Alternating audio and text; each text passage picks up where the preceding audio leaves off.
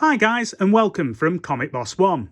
Okay, so this is a follow-on video, just a short one, following on from a video I made earlier about the Emerald Twilight Saga, which basically was issues 48, 49 and 50. It was the axing of Hal Jordan as Green Lantern, and it ushered in issue 51, which was this book right here, which was the start of a new era with Kyle Rayner. Now, the reason why I've got this book here today, and the reason why I included it in the earlier video, is because I consider this to be a sorely underrated key, Green Lantern key, and a key in comic books, folklore in general, really. And the reason being is because although at the time, it just came and went. It was quite significant to anybody following the story. It really impacted me. It was the first book, first Green Lantern book that I ever read proper, if you will.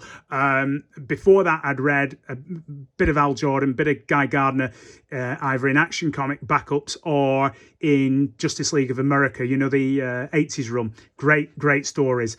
But this was the first Green Lantern book I read properly, really, after my father had died. The rest I'd read as a child with him.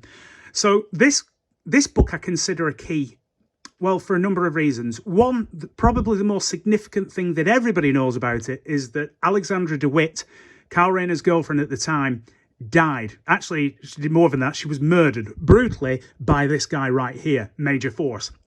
And it was, for those who don't know, if you, spoiler alert, for those who don't know, she was stuffed into a fridge.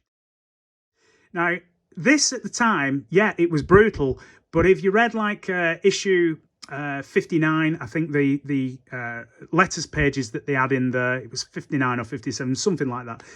It kind of like, I think the most controversial thing that the editorial team was worried at the time about was the fact that there was an earthquake, and it was in LA. It was set in a different time period. There was some kind of, I think, to do with 0 hour. There was like a time distortion or something, and people were worried about that because literally just a couple of months earlier there was an earthquake, I think, in LA at the time.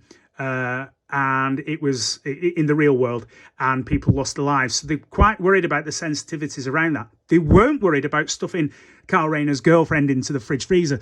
I don't know, perhaps it should have been, perhaps it was fine not to be. But it wasn't seen as being very controversial at the time.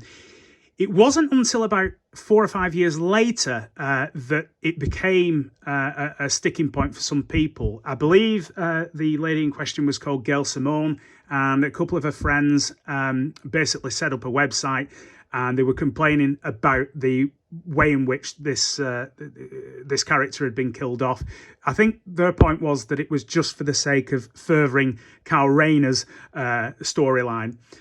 Now, arguments against that would be, well, she was a foil character. That's why she was constructed in the first place. It could have been the other way around. Like sometimes I think they've killed off Steve Trevor once or twice. I can't remember, but with Wonder Woman. But there was I suppose a kind of feminist kind of approach to it. Anyway, years later, it's developed this term fridging, which obviously is a cultural type term.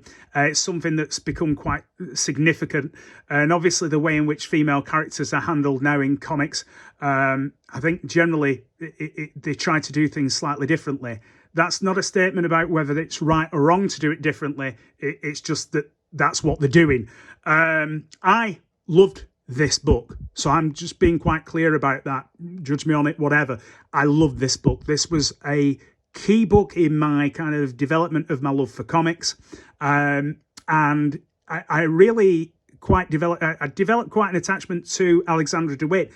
Even though this was the first issue that I picked up, I then went back, got the other issues, and I read them chronologically, and I loved Alexandra DeWitt. I thought that she was she had a rich tapestry of characteristics.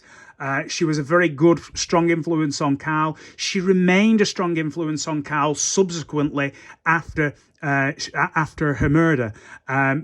Primarily, not just because of that, but because of what her wishes were, what her intent was, and what her influence prior to her death was. So I think it gets very unfairly criticised very often I thought that it was a very well written piece by Ron Mars. The interior art is really good by Darryl Banks. You'll see here different versions of it. You've got a direct sales version, you've got a newsstand edition, and you've got a DC Universe logo UPC multi-pack edition as well. The difference being that these would come in packs like this from places like Target and Walmart, and this would be sold just on like newsstands, 7-Elevens, that's, you know, that type of place, and this would be sold primarily in comic book shops. There's then a fourth a version of this book. I call these naturally occurring variants, by the way, as well, because it's not like an alternate cover. It's like a whole, you know, there's like one slight difference between them, like this one as well. This is the foreign language edition as well. I have other issues in foreign language editions as well, and I love, the completist in me loves this. This one is a 9.6. It's a signed copy of a Darryl Banks signature. I love this book. It's a sorely underrated key, relatively cheap still to get. If you haven't got it, get it now before it disappears, or before the price goes up, I should say, because it's culturally a significant book to comic books, not just to Green Lantern, because of how controversial it was. Like I say, check out the reader comments at the time in the letters pages. You'll see that this book was not particularly controversial, although obviously the killing of a main character, you know, people sometimes don't take quite well to that. Sometimes they do. I think at the time it was seen as something that was pivotal to Kyle Rayner's development, and it was something that was handled, I think, pretty well. Okay, guys, that's all for now. Please, if you like the video, give it a like, give it a subscribe, and keep collecting.